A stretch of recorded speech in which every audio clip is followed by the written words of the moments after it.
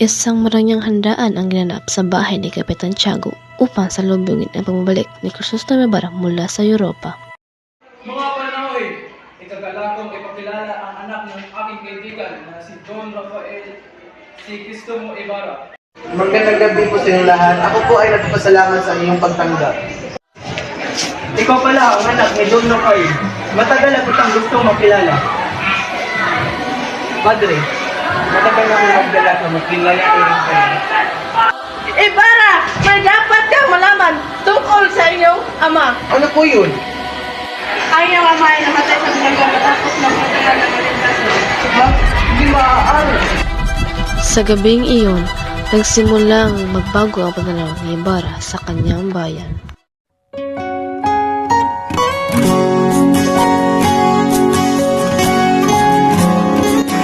Ibarra, ikaw ba talaga iyon? Paregla, ikaw walang aking. Akala ko hindi ka na mabalik. Pumunta ako dito para sa iyo at para sa aking baris. Maria Clara, may isa pa ngayon bukas. Maghanda ka na. Ang pag-iibigan nila Ibarra at Maria Clara ay puno ng pag-asa, ngunit may mga balakid na darating.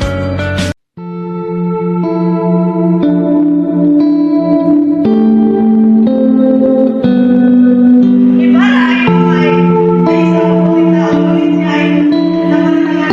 Wala ko sa isang pulo sa bayan. Sino ang igawan? Pero kung hindi ka tao sa kanya. Pero pangako ko ay patuloy ang kanyang pangarap para sa bayan.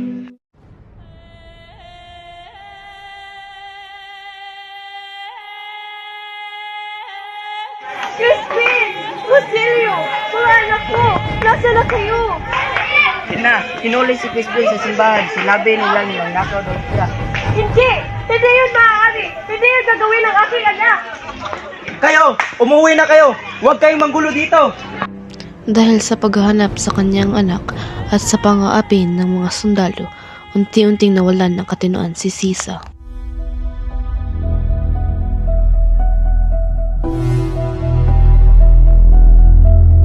Nais ko mapatayin ang pangalan ng magandang layunin yan, Ibarra. Ngunit hindi ay sumakayan sa mga May mga taong ayaw na umundal ang kanilang bayan. Hindi ako titigil.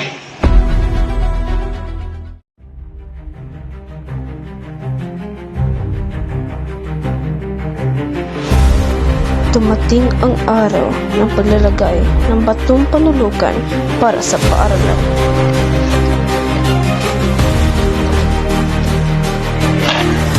Handa na po ang hukay.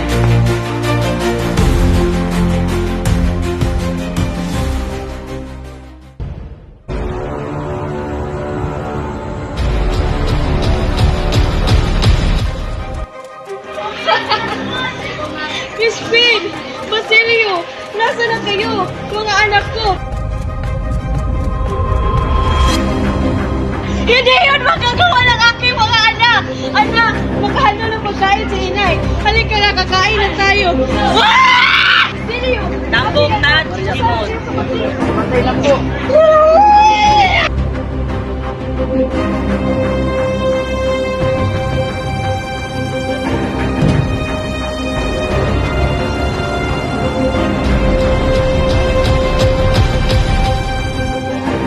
Hindi mangyari kung panikasawa ni Maria Clara, ang isang taong anak na tinatawag ng pamahalang bayan. Padre, mahal ko si Ibarra! Hindi, ipapasok kita sa kumbento kung pinakailangan. Si Ibarra!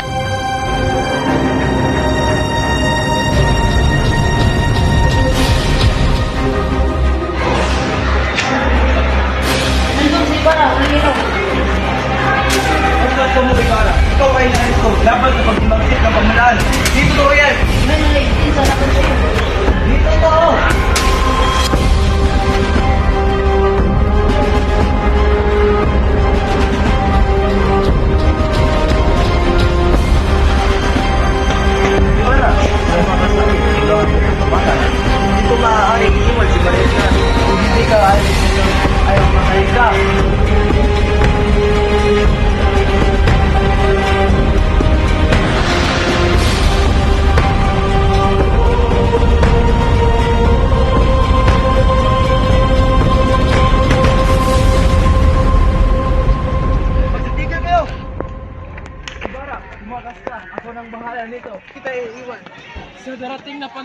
Sana'y makamit ng ating bayan ang kalayaan.